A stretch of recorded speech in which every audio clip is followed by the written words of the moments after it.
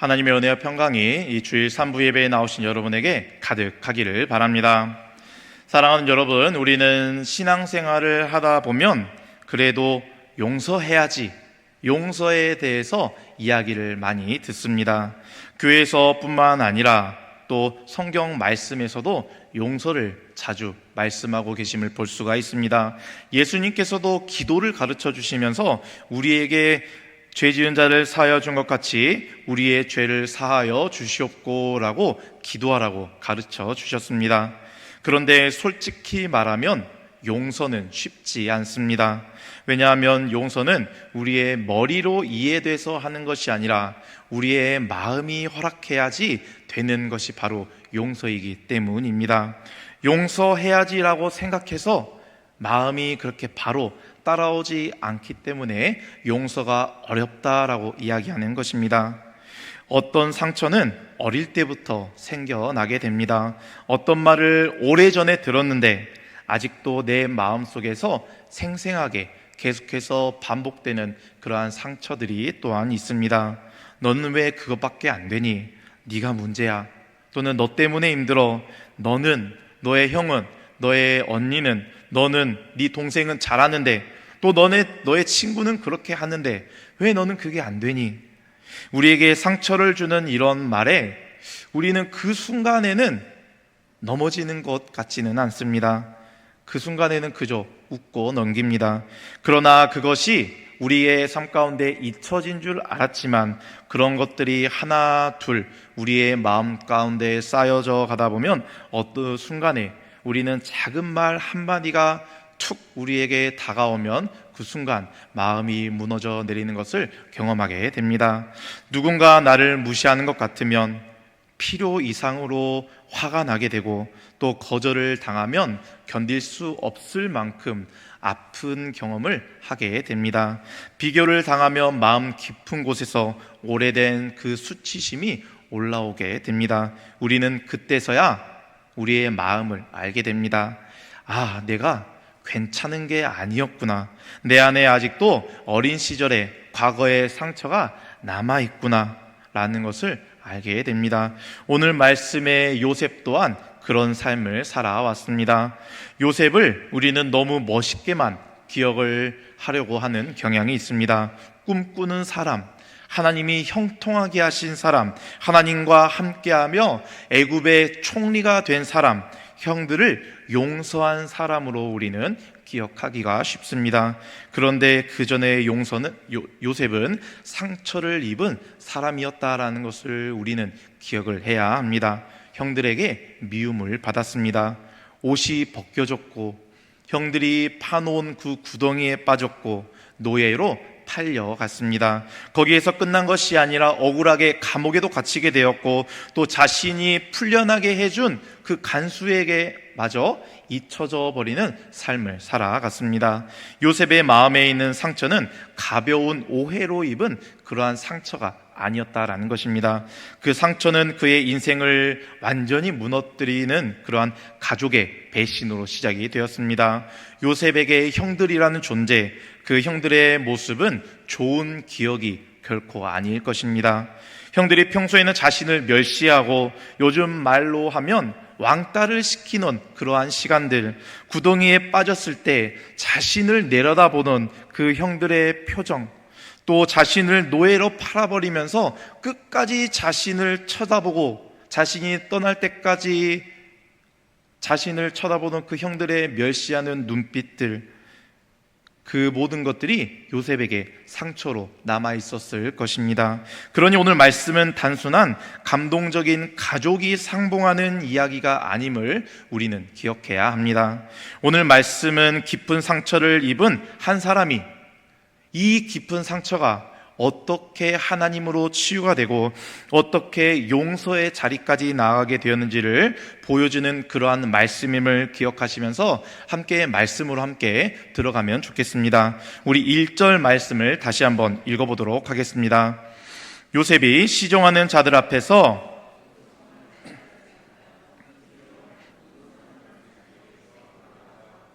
그 형제들에게 자기를 알리니 그때 그와 함께한 다른 사람이 없었더라. 아멘. 요셉은 더 이상 자신의 감정을 억누르지 못하는 상태가 되었습니다. 그 울음소리가 애굽 사람들에게 들리고 바로의 궁중에까지 들리게 되었다라고 말씀은 이야기하고 있습니다. 이 장면은 매우 중요한 장면입니다. 왜냐하면 용서하는 요셉의 모습을 오늘 말씀은 감정이 없는 사람으로 그렇게 묘사하고 있지 않기 때문입니다. 요셉은 차갑고 또 그러한 상처를 그냥 스스로 치유할 만큼 초월적인 그러한 존재가 아닙니다. 그는 형들 앞에서 무너졌고 또 울었다라고 말씀하고 있습니다. 오래 참았던 감정이 터져 나오게 된 것입니다. 그런데 어떤 사람은 용서를 오해하게 됩니다. 그래서 이렇게 이야기합니다. 용서했으면 아무렇지도 않아야지. 믿음이 있으면 상처도 없어야지. 그리스도인은 다 치유되는 거 아니야 라고 쉽게 용서를 오해하고 이야기를 할 수가 있습니다. 그런데 그것이 아니다라는 것입니다. 요셉은 용서의 순간에 슬피 통곡하며 울고 있습니다. 그런데 그 울음은 약한 모습을 나타내는 것이 아니라 바로 치유되고 있는 증거다라는 것을 우리는 알아야 합니다. 자신의 상처를 진짜로 우리가 직면하게 되면 눈물이 나게 되는 것입니다. 오랫동안 눌러놓았던 그 아픔이 하나님 앞에서 올라오면서 나의 마음이 흔들리게 되고 감정이 터져 나오게 된다라는 것입니다. 하지만 우리는 상처를 빨리 없애려고 내 마음을 포장해 버릴 때가 많이 있습니다. 괜찮아요. 다 지난 일인걸요. 이제는 신경 쓰지 않아요 라고 말은 그렇게 하지만 사랑하는 여러분, 또 우리 사랑하는 청년 여러분, 정말 괜찮으십니까? 정말 다 지난 일입니까? 정말 신경이 쓰이지 않으십니까? 요셉은 괜찮은 척하고 있지 않다라는 것을 기억하시기를 바랍니다. 하나님 앞에서 그리고 그 형들 앞에서 자신의 그 깊은 감정이 드러나도록 허락하고 있다라는 것을 오늘 말씀은 이야기해주고 있습니다. 상처를 치유하는 데서는 우리의 감정을 부정하는 데에서 시작하는 것이 아닙니다. 치유는 자신의 상처를 하나님 앞에서 정직하게 드러내고 그것을 인정하는 데에서부터 시작한다라는 것을 기억하시기를 바랍니다. 요셉의 용서는 그렇다고 한순간의 감정에서 나온 것이 아닙니다. 과거의 배신과 두려움, 권력 관계와 상처가 복잡하게 얽혀있는 그 현실 속에서 일어난 자신의 삶 전체적으로 일어난 그러한 용서의 사건이다라는 것입니다. 사랑하는 청년 여러분, 오늘 말씀을 통해 여러분에게 드리고 싶은 첫 번째 질문은 이것입니다. 나는 어떤 순간에 어떤 장면 앞에서 어떤 삶의 마음 가운데 아직도 울고 싶은 마음이 드는가입니다. 다른 사람은 다 잊어버렸는데 나는 아직 선명하게 기억하고 있는 그러한 말이 혹시 있으십니까? 가족들은 별일이 아니다라고 이야기를 하지만 내 마음에는 아직도 깊은 상처로 남아있고 깊은 흔적으로 남아있는 일이 있으십니까? 누군가의 표정, 말투, 침묵, 그것이 나를 어릴 때로 돌려놓지는 않습니까? 바로 그것이 하나님이 만지려는 나의 삶의 자리일 수 있고 나의 마음일 수 있다라는 것을 기억하시기를 바랍니다. 요셉은 자신이 요셉임을 이제 형들에게 드러내고 있습니다. 우리 3절 말씀도 다시 한번 읽어보도록 하겠습니다. 요셉이 그 형들에게 이르되 살아계시니까 형들이 그 앞에서 놀라서 대답하지 못하더라. 나는 요셉이라 내 아버지께서 아직 살아계시니까. 이 말에 형들은 놀라서 대답조차 하지 못합니다. 왜냐하면 두려웠기 때문입니다. 이 장면이 형들의 입장에서 생각해보면 얼마나 무서운 장면이 되겠습니까? 그를 팔아버린 동생이 눈앞에 살아있습니다. 그냥 살아있는 것조차 아니고 그자가 애굽의 총리가 되어 권력자가 되어 자신들의 눈앞에 서 있는 것입니다. 요셉은 형들에게 충분히 복수도 할 수가 있었을 것입니다. 말 한마디만 하면 형들의 인생이 그 자리에서 끝장이 나버릴 수도 있다라는 것입니다. 그런데 요셉은 이야기합니다. 내게로 가까이 오소서. 상처 입은 사람은 보통 자신에게 상처를 준 사람이나 자신의 상처가 드러나는 그러한 사람과는 거리를 두게 되는 것이 마련입니다. 가까이 오지 마. 내 인생에 이제는 들어오지 마. 나를 아프게 한 사람은 내 삶에 둘 수가 없어 라고 하는 것이 보통 우리의 모습이기 때문입니다. 그런데 요셉은 그렇지 않습니다. 형들에게 가까이 오십시오 라고 말하고 있습니다. 여기에서 중요한 것이 있습니다. 요셉이 가까이 오라라고 말했다고 해서 형들의 죄가 없어지는 것이 아니다라는 것입니다. 요셉은 분명히 이야기하고 있습니다. 나는 당신들이 애굽의 판자라. 요셉은 죄를 흐리고 있지 않습니다. 괜찮아요. 별일이 아니었어요. 그때 형들은 별 수 없었겠죠 라고 이야기하고 있는 것이 아닙니다. 요셉은 정확히 말합니다. 형들은 나를 애굽에 팔았습니다. 참된 용서는 잘못을 부정하는 것이 아닙니다. 그러나 그 죄가 자신을 좌우하도록 내버려 두지도 않습니다. 용서는 잘못을 아무렇지도 않게 덮어버리는 것이 아니라 상처와 손실의 무게를 직면한 뒤에 하나님께 판단과 회복을 맡기는 믿음의 선택이다라는 것을 기억하시기를 바랍니다. 사랑하는 여러분, 우리 사랑하는 청년 여러분, 이것이 매우 중요합니다. 교회 안에서도 때로는 서로가 잘못했을 때 너무나도 빠르게 용서를 요구할 때가 있다라는 것입니다. 그래도 가족인데, 그래도 부모님인데, 그래도 우리 성도님인데, 권사님인데, 집사님인데 용서해야지, 그래도 덮어야지, 내가 성숙하니까 네가 성숙하니까 조금만 더 참아라고 우리는 그렇게 쉽게 이야기를 합니다. 하지만 성경적인 용서는 그렇게 쉽게 이루어지는 것이 아니다라는 것을 오늘 말씀은 이야기해 주고 있습니다. 용서는 진실 위에 세워지는 것입니다.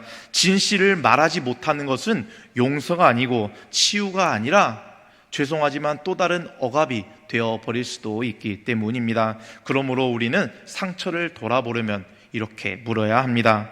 나는 아직도 별일이 아니라고 생각하지만 사실은 별일이었던 것이 무엇이 있는가? 다들 바빠서 그랬어요. 그냥 친구들끼리 장난친 거예요. 그냥 제가 예민했던 거예요 라고, 제가 부족해서 그랬던 거예요 라고 덮어버린 나의 마음의 상처들은, 그로 인해서 아직도 울고 있는 나의 모습이 혹시 있지는 않으십니까?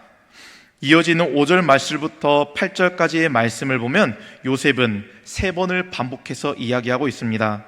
하나님이 생명을 구원하시려고 나를 당신들보다 먼저 보내셨나이다. 하나님이 나를 당신보다 먼저 보내사 그런즉 나를 이리로 보내니는 당신들이 아니요 하나님이시라. 이것이 요셉이 형들을 향해 용서하는 마음의 중심이다라는 것입니다. 요셉은 자신의 인생을 형들의 죄를 가지고 해석하고 있지 않습니다. 요셉은 하나님의 섭리를 가지고 자신의 삶을 해석하고 있습니다. 그런데 우리는 여기서 조심해야 합니다.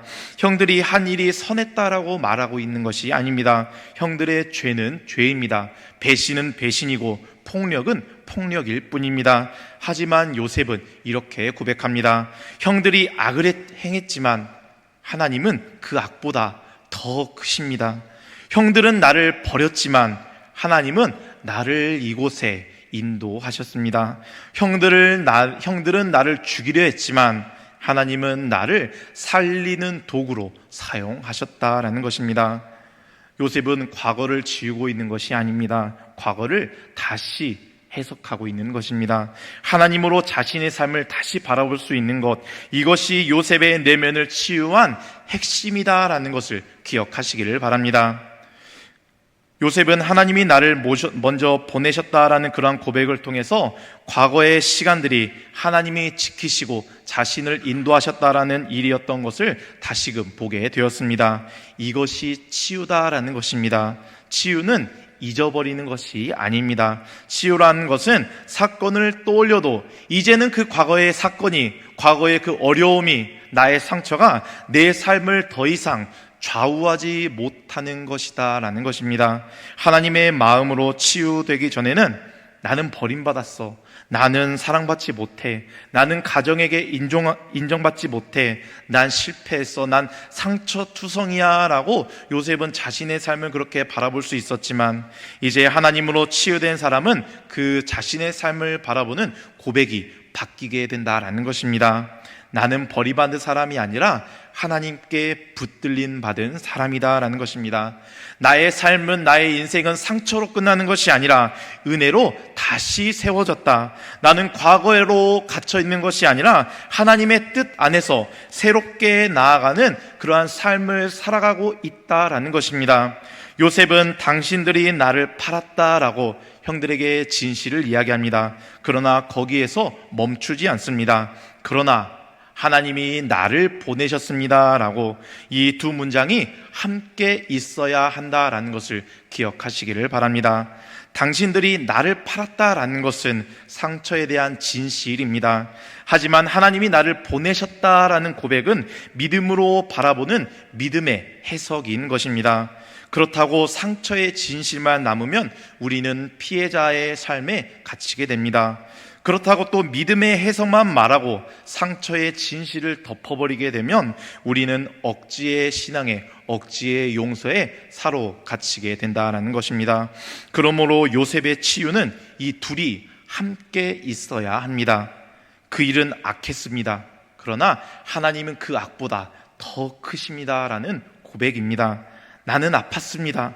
그러나 하나님은 그 아픔 속에서도 나를 버리지 않으셨다라는 그러한 고백입니다. 나는 형들로 인해서 무너졌습니다. 나의 삶은 무너졌습니다. 그러나 하나님은 나를 그 무너진 자리에서 건져내셨다라는 이 두 가지가 함께 있어야 한다라는 것입니다. 이것이 그리스도인이 경험하는 치유라는 것을 기억하시기를 바랍니다. 자신을 드러낸 요셉은 이어서 형들에게 이렇게 이야기를 하고 있는데요, 우리 7절의 말씀도 함께 읽어보도록 하겠습니다. 하나님이 큰 구원으로 당신들의 생명을 보존하고 나를 당신들보다 먼저 보내셨나니. 아멘. 요셉은 자신의 인생을 단지 개인의 성공으로, 내 삶의 성공으로 보고 있지 않습니다. 내가 애굽의 총리가 되었다, 내가 형들보다 높은 자가 되었다, 내가 결국 이었다, 봐라 내가 과거에 꾸었던 내 꿈대로 형들이 나에게 절하지 않느냐라고 말하고 있는 것이 아닙니다. 요셉은 자기 자신의 인생을, 생명을 살리는 사명으로 바라보고 있는 것입니다. 이것이 놀라운 치유의 모습이다라는 것입니다. 상처 입은 사람은 보통 두 가지의 길로 삶을 바라보게 됩니다. 첫째는 상처를 무기로 쓰는 것입니다. 내가 당했으니 너도 당해봐, 나는 피해자야 라고 자신의 삶을 바라보는 것입니다. 또는 자신의 그 상처를 감옥으로 만듭니다. 나는 어쩔 수 없어, 나의 인생은 이미 망가졌어, 나는 사랑받을 수 없어, 나는 이렇게밖에 안 돼 라는 모습입니다. 하지만 그 삶 가운데 하나님이 치유하시면 세 번째 또 다른 길이 상처가 사명이 됨을 경험하는 삶이 시작이 된다라는 것입니다. 내가 아팠기 때문에 아픈 사람을 알아볼 수가 있습니다. 내가 버림받아 보았기 때문에 외로운 사람이 눈앞에 선하게 보이게 됩니다.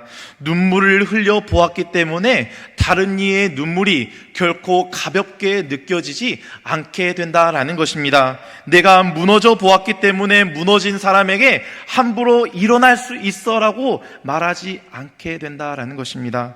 요셉의 상처는 쉽게 사라지지 않습니다. 하지만 하나님께서는 그 상처를 생명을 살리는 통로로 사용하고 계십니다. 하나님은 요셉의 마음을 치유하시고 그 치유의 마음을 형들에게까지 흘려보내고 계신다라는 것입니다. 사랑하는 여러분, 우리 사랑하는 청년 여러분, 우리의 상처가 하나님께 붙들리게 되면 그것은 누군가를 살리는 모습이 된다라는 것을 기억하시기를 바랍니다. 물론 지금 당장은 그렇게 말하기가 쉽지 않을 수가 있습니다. 아직 너무 아픈 사람에게 너의 상처가 사명일 될 거야 라고 쉽게 말하는 것은 결코 그렇게 말할 수는 없습니다. 하지만 복음은 우리에게 조용히 속삭이고 있습니다. 너의 이야기는 아직 끝난 것이 아니야. 너의 상처가 끝이 아니야. 하나님은 네가 울고 있던 그 자리에 함께하고 계시고 너의 삶을 이끌어주고 계신다라고 말씀하고 있는 것입니다. 오늘 창세기 45장 말씀만 보면 요셉은 갑자기 멋있게 형들을 용서한 것처럼 볼 수가 있습니다. 하지만 요셉의 눈물은 이번이 처음이 아닙니다. 창세기 42장에서도 요셉은 형들의 말을 듣고 물러가서 홀로 울게 됩니다. 창세기 43장에서도 베냐민을 보고 마음이 타는 듯하여 급히 울 곳을 찾아 울었던 요셉이었던 것을 우리는 알 수가 있습니다. 그리고 오늘 창세기 45장에서 마침내 형들의 앞에서 숨길 수 없는 울음을 터뜨리고 있습니다. 즉 요셉의 용서는 즉흥적인 감정이 아닙니다. 요셉이 용서에 이르기까지 형들의 과거를 다시 그 형들의 죄를 마주하는 긴 과정이 요셉에게 있었던 것입니다. 요셉의 이야기는 아름답지만 그렇다고 요셉은 우리의 최종 구원이 아닙니다. 우리는 요셉을 통해서 예수 그리스도를 바라볼 수 있어야 합니다. 많은 신학자들이 요셉은 예수 그리스도의 그림자다라고 이야기를 합니다. 요셉은 형들에게 버림을 받았고 예수님 또한 제자들에게 버림을 받으셨습니다. 요셉은 은화에 팔렸고 예수님도 은 30에 팔리게 되셨습니다. 요셉은 죄 없이 고난을 받았고 죄 없으신 예수님께서도 십자가에 못 박히셨습니다. 요셉은 자신을 해친 형들을 살리게 되었고 예수님께서는 자신을 십자가에 못 박힌 자들을 구원하셨습니다. 요셉은 형들에게 이야기합니다. 나에게 가까이 오십시오. 그리고 예수님께서도 이 시간 저와 여러분에게 말씀하십니다. 수고하고 무거운 짐진 자들아 다 내게로 오라. 내가 너희를 쉬게 하리라. 사랑하는 여러분, 요셉의 용서보다 더 깊은 용서가 십자가에 있음을 기억하시기를 바랍니다. 우리가 누군가를 용서할 수 있는 가장 깊은 근거는 내가 먼저 그리스도께 용서받은 사람이기 때문입니다. 그래서 사도 바울은 에베소서 4장 32절에서 이렇게 말씀하는데요, 우리 마지막으로 에베소서 4장 32절을 함께 읽어보도록 하겠습니다. 서로 친절하게 하며 불쌍히 여기며 서로 용서하기를 하나님이 그리스도 안에서 너희를 용서함 같이 하라.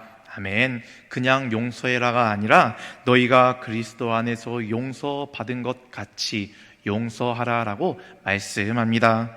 이것이 복음입니다. 내가 받은 용서가 내 안에 흘러 들어올 때 그 용서가 내 안의 상처를 씻어내기 시작하게 된다라는 것입니다. 물론 이것이 하루아침에 완성되는 것이 아닙니다. 하지만 우리가 십자가 앞에 머물러 있으면 우리의 마음이 그 십자가로부터 조금씩 바뀌게 됩니다. 처음에는 우리는 이렇게 기도하게 됩니다. 하나님, 용서는 못하겠습니다. 그 용서의 마음이 어떻게 가능합니까? 아직 제 마음에 용서할 자리가 아직 남아있지 않습니다. 그런데 조금 지나면 이렇게 기도가 됩니다. 하나님, 용서하고 싶은 마음은 없지만 그러나 그 상처에 갇혀 있고 싶지는 않습니다. 그리고 또 십자가 앞에서 시간이 지나면 이렇게 기도가 됩니다. 하나님, 제가 받은 용서를 기억하게 해 주십시오. 그리고 어느 날 성령님께서 작은 고백을 주실 것입니다. 하나님, 저 사람의 죄가 저의 인생의 주인이 되지 않게 하여 주시옵소서. 하나님, 저의 상처가 저의 삶을 주관하지 않게 하여 주시옵소서. 하나님, 저의 이야기에 주님의 손을 다시 얹고 주님의 시선으로 예수 그리스도의 십자가로 저의 삶을 바라보게 하여 주시옵소서. 십자가를 통한 예수 그리스도의 용서가 이렇게 우리의 마음을 치유하고 감싸고 회복시키는 것입니다. 사랑하는 여러분, 하나님은 저와 여러분의 모든 삶의 여정을, 시간을, 상처를 알고 계십니다. 아무도 모르는 그 눈물을 알고 계십니다. 하나님은 저와 여러분의 모든 그 시간들, 혼자 삼켰던 말들, 혼자 괜찮은 척 했던 그 순간들을 알고 계십니다. 그리고 하나님은 오늘도 저와 여러분에게 말씀하십니다. 나에게 가까이 오라. 너의 상처를 가지고 오라. 너의 숨겨두고 덮어두었던 그 마음을 가지고 나에게 오라. 그리스도인의 용서는 나의 힘으로 억지로 해내는 도덕적인 숙제가 아닙니다. 그리스도인의 용서는 십자가에서 나를 용서하신 예수님이 내 안에 가장 그 깊은 상처를 만지실 때 조금씩 열리는 은혜의 길이다라는 것을 기억하시기를 바랍니다. 오늘 그 길 위에서는 저와 여러분이 되시기를, 예수 그리스도의 십자가가 우리의 삶의 위로가 되고 힘이 되고 회복의 시작이 되는 귀한 역사가 가득한 저와 여러분이 되시기를 주님의 이름으로 축원합니다.